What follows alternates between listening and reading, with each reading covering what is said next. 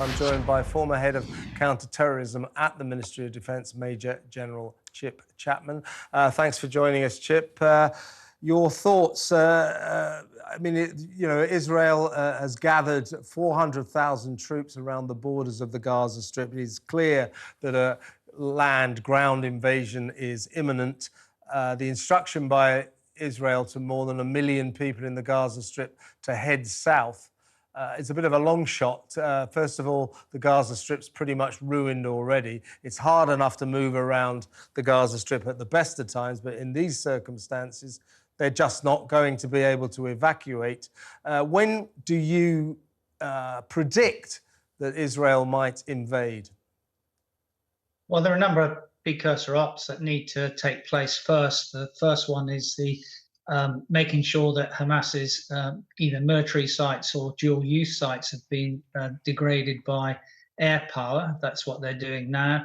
Also, if you look back to the 2021 Operation Guardian of the Walls, they used both two units, Unit 8200 and Unit 9000, using the power of supercomputing and machine learning allied to satellites in terms of targeting, finding data about some of the underground tunnels. So they'll try and do that before they do any ground invasion itself.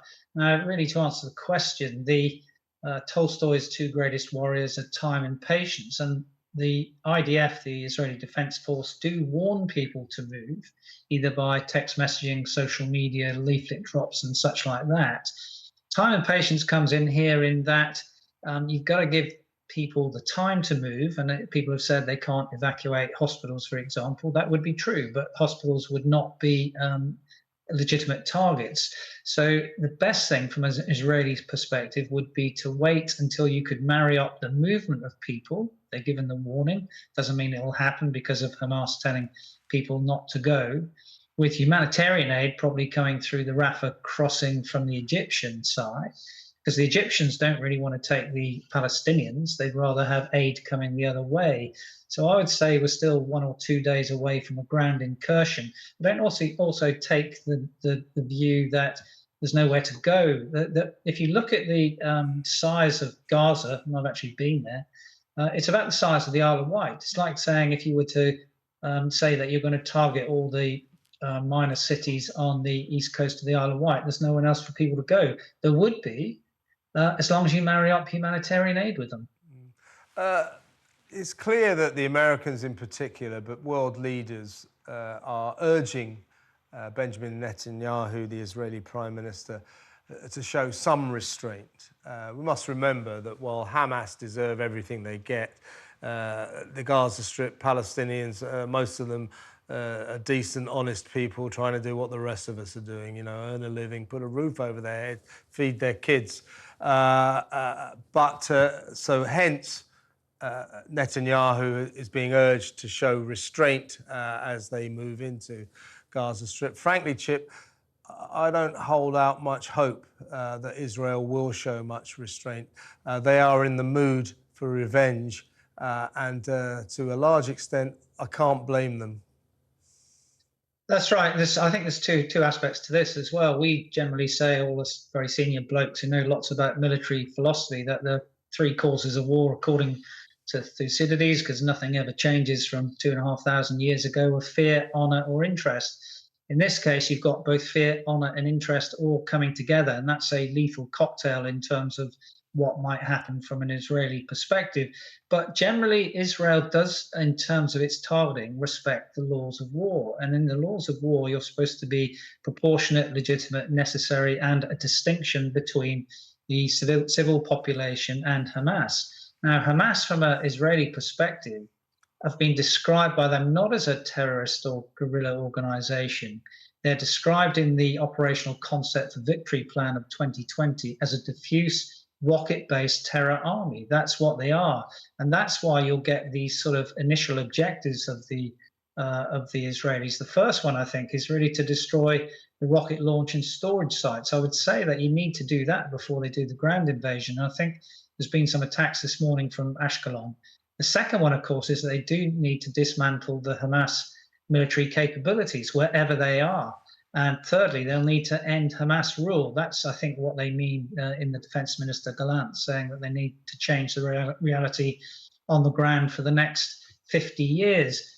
Next, I think, given what the Israelis did after the Second World War with the Holocaust, they will try and decapitate Hamas leadership, be it political or military, wherever it might be in the world. The real complicating factor, of course, is the need to liberate all the hostages. Now, Israel has always been very sensitive to the taking of hostages. And of course, there is a psychological notion here with Netanyahu, whose brother Yoni was killed in the 1976 Thunder raid onto Entebbe when the Israelis liberated 108 hostages. So we're going to see a lot, I think, in the contested space here in the future about what non-combatant immunity actually means. And this also was mentioned in that Israeli 2020 plan that I mentioned, where they talk about a multi-domain operation with a complex problem of a closed, populated combat environment, stealth, diffusion, diverse strike capabilities, and legal and psychological snares. And it's those legal and psychological snares which Hamas are trying to entrap the Israelis in, particularly with their notion of saying to the people in Gaza City, don't go. In that sense, the moral turpitude is on the side of Hamas, using people as human shields. Let's talk about those hostages, 130 of them or so, we're told. We're led to believe that after they were kidnapped, they were taken across the border into the Gaza Strip and they're being held underground somewhere. We're reading reports now that Israel's equivalent of the SAS, their special forces, will be going in to try and find those hostages and release them. I mean, that seems like a tall order. Would you be confident that the Israeli Special Forces will be able to release these hostages? Well, I think the first part of answering the question is that there was a report this morning that 13 of the hostages have been killed in airstrikes in 7 locations. The key thing when you look at that is the 7 locations. So if you say there are 130 hostages and they've been widely dispersed, getting the intelligence to do that number of operations, let's call it for the sake of today 75, is a tall order when you need certainty of intelligence. If you had that certainty intelligence on the really big muscle movements to do with degrading the capabilities, military and rocket, of Hamas, you'd be in a fine position to absolutely destroy them. And I say destroy in a mission verb sense in the military, that is to kill or so damage an enemy force that it is rendered useless. That is what the sort of end state it will be. It's a really tall order with the hostages. It depends what the definition of mission success would be in terms of the hostages. Is mission success rescuing them all? Is mission failure 50% of them being killed? That's a really tall political sort of question which Netanyahu will be considering. Indeed. Hamas has called today, Friday the 13th, for a global day of jihad in response to this war. What do you think they mean by that? Well, it can mean 2 things, really, and I've seen the statements. The first one, they've talked about financial jihad with support, financially for Hamas and their movement. Now, when the Israelis talked about multi-domain operations, that includes cyber operations, so I think they've been going after some of the cryptocurrency transactions of Hamas. The second one is they do see the need for those who border Israel to move across that border, if they can, to join a physical jihad. And the third one, of course, is that jihad also has a spiritual dimension, so it's giving that moral support to this notion of jihad.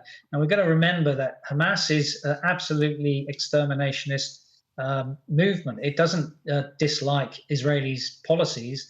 It dislikes Israelis' existence. It is there to destroy Israelis' existence. There's no way that Israel can compromise with that in the way that they might be able to compromise, for example, with Fatah, the secular movement, which was actually overthrown by Hamas in Gaza in 2006. And it's also worth remembering, particularly in terms of some of the crossovers with Ukraine, that the Israeli withdrawal from Gaza in 2005 really gave this sort of notion that you might have a notion of land for peace. And that's been shown to be absolutely pyrrhic, because what Hamas have done in the years since then, those 17 years, is build this terror army and not built up the infrastructure and well-being of its people. It's not an organization that the Israelis can compromise with.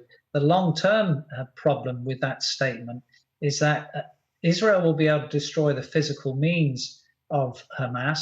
It won't be able to destroy the will, given the sort of what we've seen around the world with, you know, the terrible protests, for example, in Sydney about gas to Jews and such like that. And there are people within Hamas and the Palestinian movement who would take that view. It's not really the invasion of Israel the other day. To me, was more of along the lines of what happened with not in the Holocaust in the concentration camps, but with what a group the Germans used to have called the Einsatzgruppen, which was the SS paramilitary death squads who shot most of their victims to death. That is the equivalent, really, of what Hamas did last Saturday. In terms of Hamas and terrorists' ability to operate internationally, obviously there are major fears back here in Britain, where I live in North London. It's a very Jewish area, very strange atmosphere, very tense atmosphere, coppers everywhere, people looking apprehensive. 4 Jewish schools around Britain have been closed, shut for safety concerns. Clearly there's a lot of anxiety around. Should we be worried about some kind of terrorist reprisal here in Britain? Yeah, we should always be worried about that. Now, of course, counter-terrorist command has a huge capability to try and look at this. And the wider issue here is, because I'm a counter-terrorist expert by sort of training, both of the Cantle report, which came out in the early noughties after the riots in sort of Bradford and West Yorkshire, and the Casey review in 2016 into integration, shows that really we've still got this sort of number of parallel societies and polarization, which at least 20 years after the Cantle report, we shouldn't have. So that's another big issue. And certainly when the 2009 incursion occurred, one of the operations between Hamas and Israel, I'd mentioned in the Home Office at the time that this will recur again. You need a decent plan to deal with this. And we still have these tensions, which I do see boiling over today, because today is the day of prayer, going to the mosque. So